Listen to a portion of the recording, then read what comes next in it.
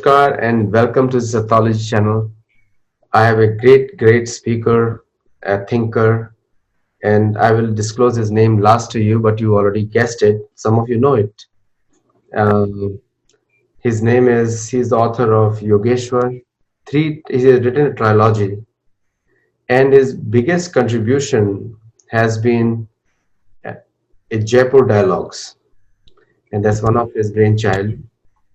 And so, without delay, today we are going to talk about how all religions are not the same, and it is a topic which all of you want to hear, and you've seen in my books multiple times. And to a fellow author, so I'm not a professional interviewer. I claim it in all my videos. So to my fellow author, and who is also like a guide and on many topics, I don't write what he writes. It's like a complimentary. And the research that he has done is phenomenal. And I'm sure it will appeal to the students in North America, especially USA, American universities and Canadian universities who teach in English. So without delay, I welcome back Sanjay Dixit. And I'm very grateful that all my viewers um, I'm very grateful that many of my viewers have done 10,000 likes on your videos. In the total two videos you've done with us, 10,000 likes, and mostly from USA, and that's a big honor for all of us. So Sanjay Dikshit ji, before I start off, and this topic we both discussed also, and we agreed on all religions are not the same. So what is the background in which you say this? Actually, there is definitely a bit of background to this. It is because when I started writing my Krishna trilogy, of which two books are already out, and the third one is in the works, Krishna Gopeshwar and Krishna Yogeshwar. And the third one is going to be the final one, which is going to be Krishna Parameshwar. So I deliberately chose the character of Krishna because Krishna is a very fascinating character, unlike the character of Rama, which you can relate to much more easily, because he teaches you through his own example, through his own conduct, and it is easier to emulate conduct. Whereas Krishna is quite a mystifying character most times, because he dwells in the highest consciousness. And because he dwells in the highest consciousness, many of his actions cannot be interpreted that easily. Why he does something that he does, you need to go much deeper. You have to go to that level to be able to understand him. That is why he is also called Yogeshwar. See, it's not as if Rama was not a yogi, but Rama is not given the honor of being Yogeshwar. The honor of being Yogeshwar is given only to Krishna. So while discussing the character of Krishna, I was trying to what I call intellectualizing the story of Krishna. Because in the Indian system, what we say, Ekam Sat Vipra Baudha Vadanti, so you can have different approaches to any story. And those different approaches can be one. I have given it a simple paradigm. We call it Marg, Madhyam, and Tattva. Marg is the approach, Madhyam is the medium, and Tattva is the essence. So you basically have three approaches. You have four consciousness levels in the Indian psychology, unlike the Western psychology where you have three. It's called Man, Buddhi, Ahankar, and Chitta. You can translate it as something like mind, intellect, ego, and consciousness. So the mental approach or the manas approach, the medium for that, or rather let's say the bhakti approach, the medium for that is the man or the manas. and the tattva is prem or love or devotion. So that is the marg, madhyam, tat. Bhakti marg, manas, madhyam, and prem tattva. This is the first level. Most of the Krishna stories are related in this manner only. But when you move up to the second level, the level of intellect, then it becomes different. The Jnana Marg, the Madhyam is Buddhi or the intellect. And the Tattva is Tark or rationality. So what I have done to the Krishna story is that most of the Krishna stories are related from the point of view of the Manas. From the essence is love. Essence is imagination.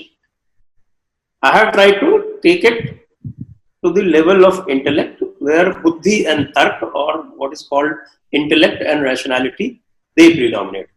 Of course, the third level is much higher. We are not into that. I don't think it's very easy for us. That is the real level of Krishna. That is the yogic level. And the yogic level, that approach, the yoga approach, the medium is consciousness, and the tattva or the essence is what is called direct experience. So we confine the Krishna stories to the intellectual level.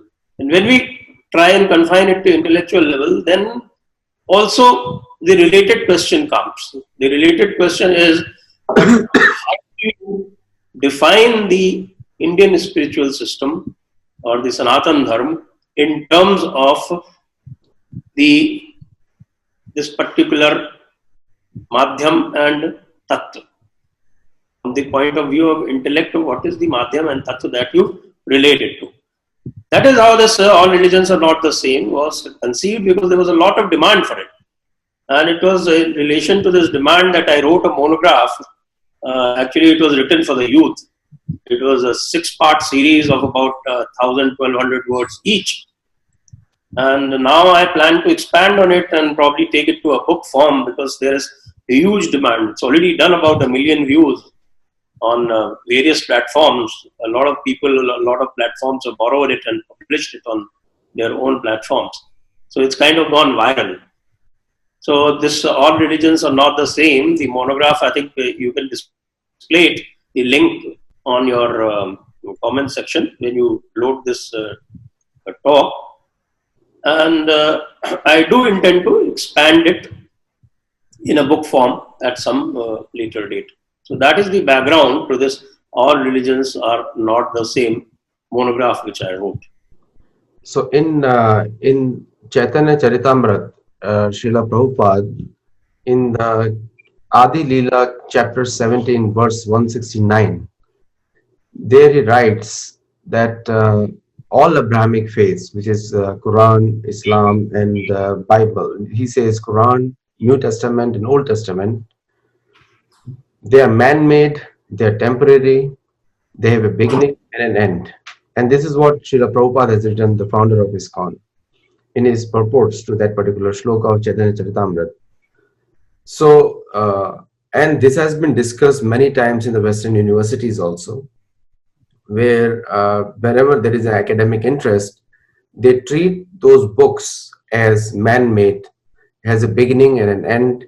So your observation is very accurate in terms of they're not the same, because even the Vedic, even some of the honest Western professors, I would say not all of them, the honest ones, they also claim that the history that is mentioned in those books are not cannot be verifiable independently. Whereas when you look at Hinduism, Sanatana Dharma, the places, the times, and all the proofs of the land formation and the water formation, they have been accurately depicted, and they are standing till now. One of the examples is that last year I visited Girivraja. I wanted to find out where Jarasandh was killed, and I actually went to Patna. I've never been to Patna before, but I wanted to see Girivraja, because Girivraja is the name mentioned in Mahabharata. Now it is Yeah, only it's Rajgir. now it's only Rajgir. So I wanted to see I've the given a very detailed description of Girivraja in my first book, Vishnu Gopeshwar. Krishna Gopeshwar. And all the hills and the valley in which it nestles, a Yeah. very detailed description is given. And from the Mahabharata, I read that, and when I went there, actually, I found the same description. So it was kind of a re-strengthening my belief that what is mentioned in Mahabharata can be scientifically verified in even today also. But none of that can be done for other faiths, especially Abrahamic faiths, cannot be done. It is either hidden or forbidden, or something has been done to camouflage it. What do you have to say on that? Actually, we are getting a little ahead of ourselves because we've started discussing the historicity of certain events. But when I say all religions are not the same, my discussion is entirely on the plane of philosophy. Because we have to first distinguish between the fundamentals and the derivatives. Mhm. So what you were discussing are basically the plane of derivatives. So that is something that we will go much later. Right now, I am discussing fundamentals. In my monograph also, I have only discussed the fundamentals. What are the fundamental differences among the religions or among the spiritual systems? I think one of the talks, I think the first talk also, we had a brief reference to it, but this time we can discuss it in a much larger frame. So basically, I have discussed these fundamentals and I have made 6 categories. So 6 categories, and you can add a 7th one also, which is you can treat it as a fundamental or you can treat it as a derivative. So there are basically 4 fundamentals and 2 semi-fundamental aspects. We can say 5 fundamentals and 2 semi-fundamental aspects on which the Abrahamic religions on one side and the dharmic paramparas or the dharmic systems on the other side, they differ. And what are they? The first one is the attitude to science. The attitude to science, when we say attitude to science, it basically comprises in the attitude to questioning the beliefs, because the dharmic systems at their fundamental level, there may be a lot of behavioral distortions now, but at the fundamental levels, they are seeking systems. They are not believing systems. Why they are seeking systems, we will come to it when we come to the pramanas. So their attitude to science in regard to verifiability, as you were saying about verifiability, so the scientific systems or the scientific methodology basically consists of 4 principles, as you know. And that is verifiability, repeatability, universality, and the most important, falsifiability or rebuttability. That unless you are allowed, you're not saying that you actually manage to do it, but unless you are allowed to falsify a proposition, it does not go into the realm of science at all. And the dharmic systems, particularly the Sanatana Dharma, is the only one which gives you full freedom to falsify any proposition. But in fact, the entire Upanishad corpus, the Upanishadic corpus is all about questions. There is usually a disciple and there is a guru. And it's a private conversation. It's not a public conversation, but it's a private conversation, and that private conversation usually proceeds with some questions. And this particular tradition of asking questions, trying to falsify propositions, giving different kind of propositions, comparing them, arguing them out, synthesizing them, this is a system of the Sanatana debating system. So that is the first point. Whereas if you compare this with the Abrahamic systems, you have to go by what is the called belief. There is no question of being allowed to question anything which is there. That's right. So this is the first point, the attitude to scientific method. And the second time, of course, is very important. Is that everyone knows the time concept. That the Sanatana system, the Dharmic systems, they go by the cyclic oblique quasi-cyclic time systems. The time is considered cyclical oblique quasi-cyclical, and there is, of course, a minute difference. Somebody who reads my books can understand. I cannot discuss all the nuances of quasi-cyclicity and cyclicity here because of constraints of time. But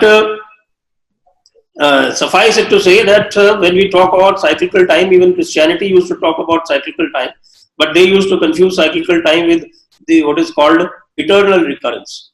This eternal recurrence is a Greek concept, whereas the Sanatana Dharma system, it allows you to actually get out of the eternal recurrence. That is why we call it quasi-cyclical. Unless it is quasi-cyclical, the moksha will not happen.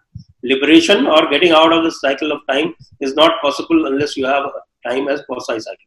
Yeah, there is So, no the Abrahamic systems, time or kal is linear, it is finite, there is a beginning, there is an end, and then there is what is called eternal hell or heaven. It is entirely dogmatic. You can relate to cyclicity of time in your everyday experience. But linearity of time, there is no proof for it. There is no evidence in nature for it. Anyway, when we go deeper, we'll find that there is a lot of proof that exists in favor of cyclical time. Even Christianity used to adhere to it. It is only in the Fifth Ecumenical Council in 553, I think, 551 or 553 Common Era, that church finally pronounced what is called a curse on cyclical time. Most Christians do not realize it, that they were actually adherents of cyclical time, and it is only after this finally curse was pronounced on cyclical time that they became entitled to, or they became firm believer in the concept of eternal heaven and hell.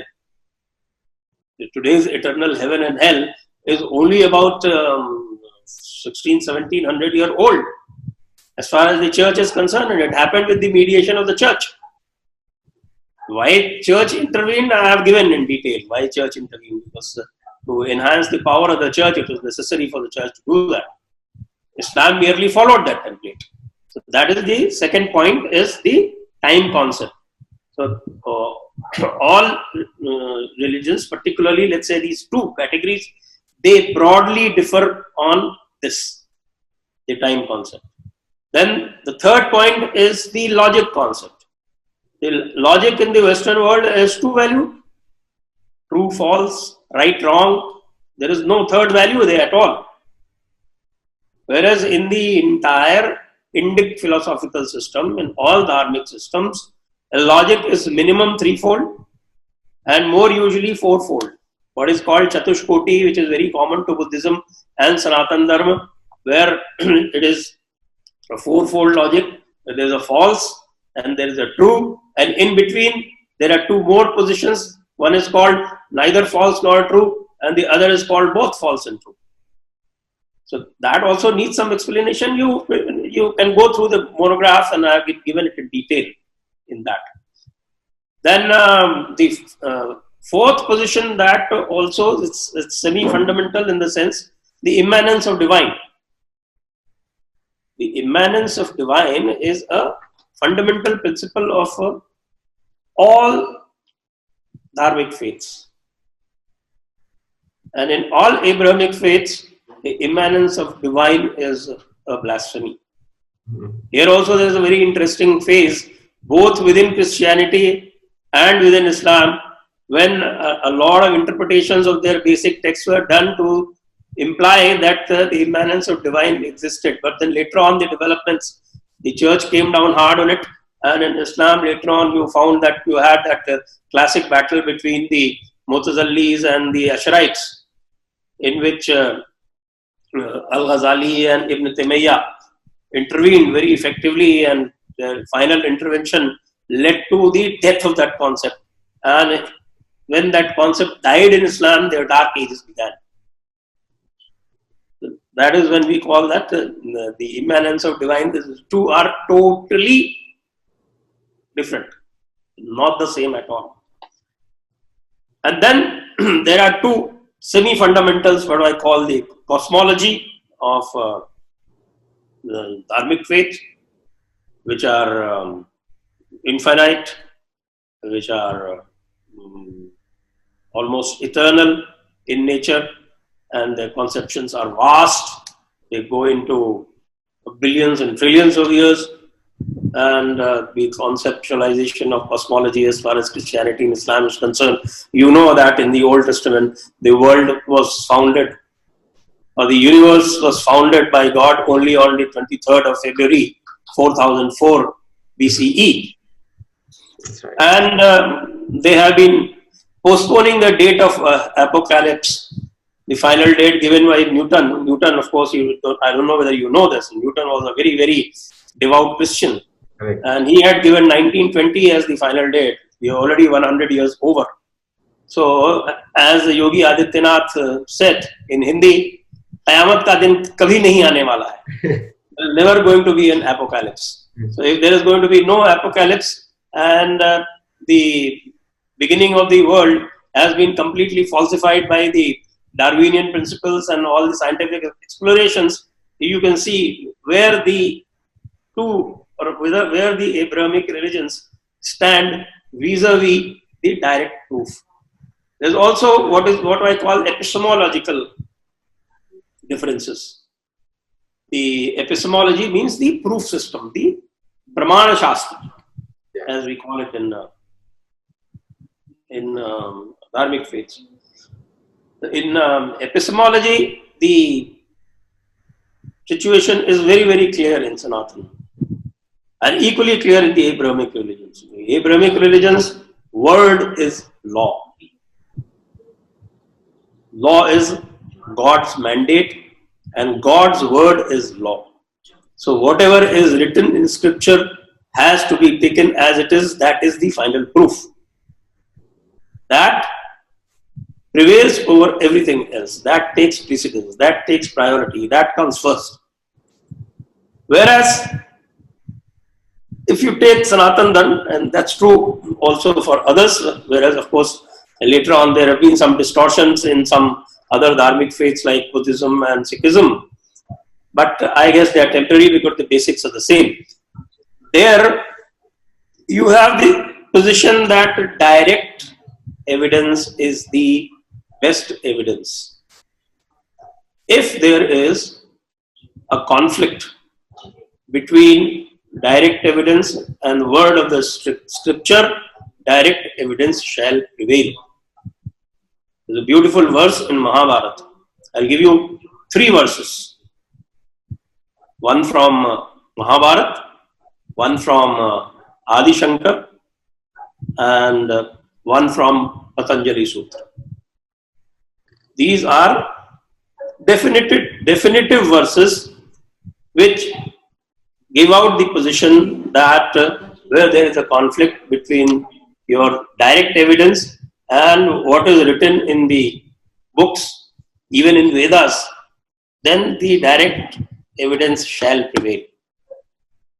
In Mahabharata, there is a beautiful incidents depicted there.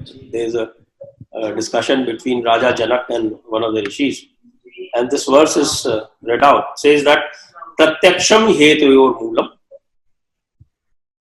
kratante ete hiyorapi. It means that pratyaksha, direct, is the root of both the inferential evidence, anuman, we call anuman, the inferential evidence, as well as the agam or the scriptural evidence. And then the next part of the shlok is that Pratyakshen agamo bhinna. Pratyakshen agamo bhinna. Kritanta eva na kinchana.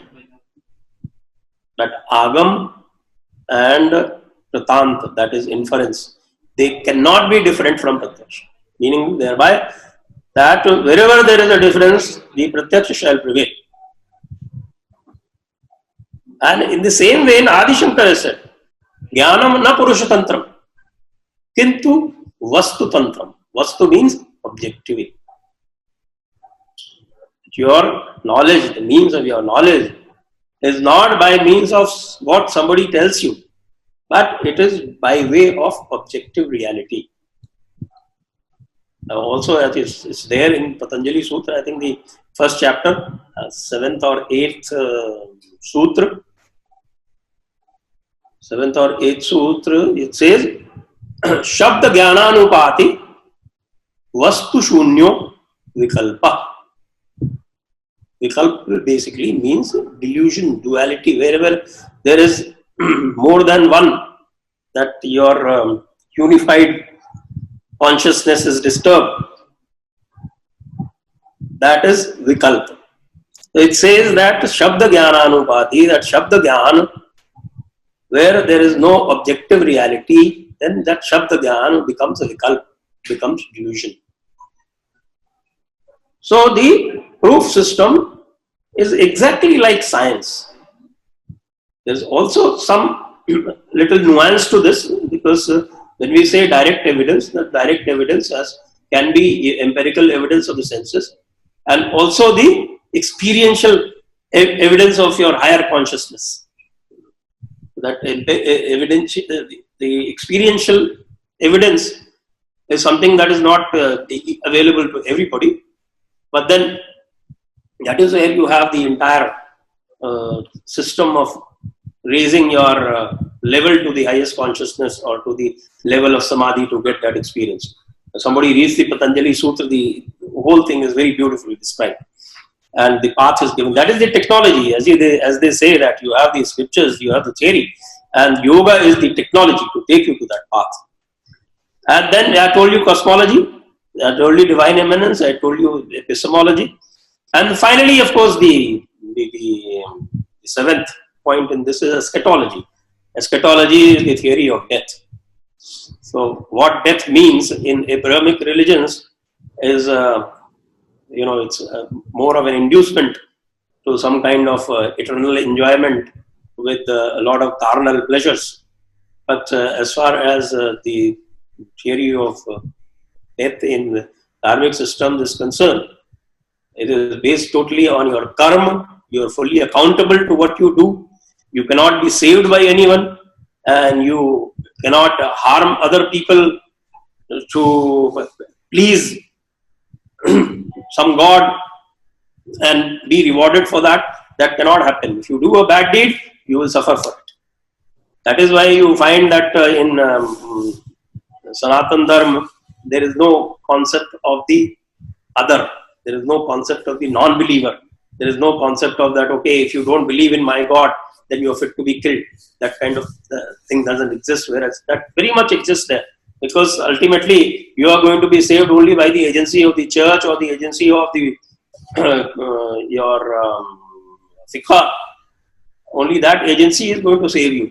And you may do anything. I remember still Muhammad Ali Jawhar, after he cooperated with Mahatma Gandhi in the Khilafat movement, and after they had fallen out, in Aligarh Muslim University, he very proudly proclaimed that as far as my religion goes, it teaches me that even the worst kind of a Muslim, even a fallen Musliman, that is the term that he used, is better than Mr. Gandhi, however good Mr. Gandhi might be. And that is what, a lot of the times that I have asked my Christian friends, you tell me, please, Mahatma Gandhi is supposed to be a great man. Did he go to heaven? So nobody answers that. Nobody answers that. And that is how I think it was the Mormon church which baptized Mahatma Gandhi in 1996. I think they have some kind of backdated baptism. That's the only church that has that system. So they've managed to baptize Mahatma Gandhi in 1996 in order to claim that, okay, he was a good man and he's going to heaven only because we managed to baptize him. So that is the level of dogma, and that is the level of foolishness in these dogmatic religions. No, one thing I must tell you, you have put it so well. And in cosmology, especially in the science of creation, all these Abrahamic religions fail, because the 11 stages of creation, which is explained in Bhagavad Puran, They very scientifically explain what happened after what and how Brahma created the material creation. In another instance, I had a long conversation with one cardinal in one of the major universities here, and he heads a department. And when I had a question for him, that what is the guarantee that everyone goes to heaven, if even if they continue to sin, according to their scriptures and their tradition? And his answer was, we don't answer these kind of questions. So Obviously, they won't answer these kind of questions because there is no answer to it. there's no answer to it. Something like this, exactly. Like why Mahatma Gandhi won't go to heaven? Why Swami Vivekananda won't go to heaven? They are great men. I mean, everybody acknowledges. Yeah. Even the cardinal would acknowledge that he is a great man. Swami Vivekananda would be a great man, but he cannot go to heaven Yeah. because he is not accepted thesis. What kind of nonsense is this? Does it bear any logic? But then their system of logic is only what logic is, what is there in the book. Correct. What is there in the book is true, what is not there in the book is false. So if you are following that kind of a flawed logic, then all these conclusions come naturally. No, and another thing in Houston, I was going to the University of Houston for a talk, and my question to them was that how can and it was a Islamic Society of Houston, and I asked them that I have no problem in coming to your place of worship. Why not you come to mine? So I'll take you to Krishna Temple in Houston, and see what is there. I heard you completely, whatever sermons you had to give, but now you come. And he said, no, my religion doesn't allow me to go to your place of worship. That again reminds me of something that I have asked often on my Twitter. I said that, okay, if Mahatma Gandhi popularized that particular Ishwar Allah Tere Naam, so please find me a mosque or a madrasa where it was ever sung. And nobody has answered me that on Twitter yet. They can't find one place where Ishwar Allah Tere Naam would be sung, because they cannot equate Allah to Ishwar at all. It is not allowed. It is on pain of blasphemy. If somebody does that, then under the Sharia law, he would be fit for beheading. Now, That is something that is totally different, and that is why I say that this politically correct statement that all religions are the same, it's nothing but nonsense. It is nothing but hypocrisy, and it is nothing but deluding yourself, fooling yourself. That's right. So my next question to him was that what happens if you come with me to that Krishna temple? He's a newly converted young guy, black Muslim. Parents are Christian and the son is Muslim. So I told him, what happens if you come with me? And his answer was that my imam told me not to go. So I said, but I told Did him, he tell him the reason? see, the thing I is, could have told him the reason why he cannot go. no, I know the reasons what you're going to say, and I His probably, God would become angry. His God is very insecure, becomes angry. yeah, very punishing this Yes. thing. And that's the reason many of these Abrahamic faiths are losing their appeal to the intelligent crowd. And the Pew Research in USA says 25% of all Muslims in North America, especially USA, and it's a Pew Research finding, are ex-Muslims now. When they come here, they leave. And so it's a big population which is now looking for answers. What percentage you said? 25%. 35. 25. 25%. 25%. So they're ex-Muslims now, 25%. And that is the population which can really, because they think independently, they can be a good candidate for Sanatana Dharma, because they're looking for that logic, reasoning, and answers. Now, one more story. Actually, even our side has this little problem, because they are not able to distinguish between these three paths very clearly. And so a lot of them assert the bhakti belief, and they try and transplant one belief from another belief. Correct. If you do that, then you won't be able to convince them. That's right. The the when say ekam, we say ekam sat vipra bahuda vadanti. It doesn't mean that all religions are the same. Not at all. It just says that Satya is one. This is also very interesting. That in the so-called what people say that okay we are the one God people. We got one God. Now what is that one God? At what level is that? I'll give you the three levels. Where does that one God reside? That God, that one God, has no feature of oneness at all. Where is the oneness in that one God? That is because that one God is not residing in the highest consciousness. That one God is God of the intellect. And whereas that highest God, that one Brahman, he resides at the highest level from at the Chit and even beyond Chit in the supreme consciousness, that pervades millions and billions and trillions of being as one. Samam sarveshu bhuteshu. Says samam sarveshu bhuteshu. Tishtantam parameshwaram. Vinashyatsu avinashyattam yah pashyati sa pashyati. Correct. Also another place says that samoham sarva bhuteshu name dveshyosti na priya. Among all beings, animate, inanimate, I reside equally and I have no particular love and no dislike for anyone. You see any of that kind of a statement in the one God? That one God lacks oneness. Whereas what they call many gods, these are many manifestations of that one consciousness. Correct. And the true oneness comes from that one consciousness. That's that right. one consciousness reflected in billions and trillions of manifestations. But in essence, they are all one. So one God lacks oneness, whereas all many hundreds and thousands and crores of gods, they are absolutely one among one another. That's right. It's a fantastic discussion, and we'll continue this session. I will say one quote, one shloka from Srimad Bhagavat Puran. Vadanti tattva tattvavidas tattvam yajnanam advayam brahmeti paramatmeti bhagwan iti shabdate. So it is described as Brahman, Paramatma, and Bhagwan. These are the three realizations as per the advancement of spiritual consciousness. And that's the beauty of Sanatana Dharma, because Sanatana Dharma stands for all. And Sanjay Dixit ji explained so well. It's united with variegatedness. Everyone has a chance based on their thought process, and it is the only culture that engages Munaya Sadhu Prishtoham Bhavat Bhi Lokamangalam.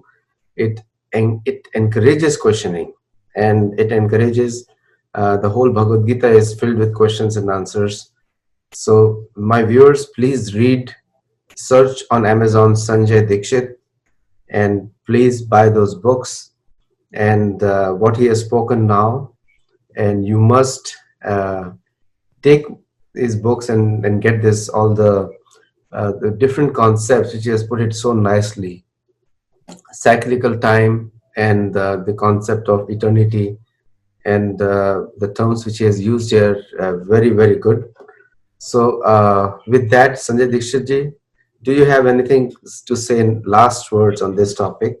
I would just request you to give a link to that monograph Yes. that I've written on all religions are not the same, so that anybody who listens to this discussion can go there and then explore deeply.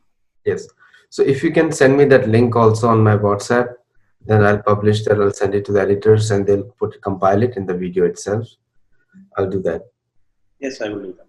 And viewers, keep watching. Even I had to just listen to Sanjay Dixit ji and quietly the whole session.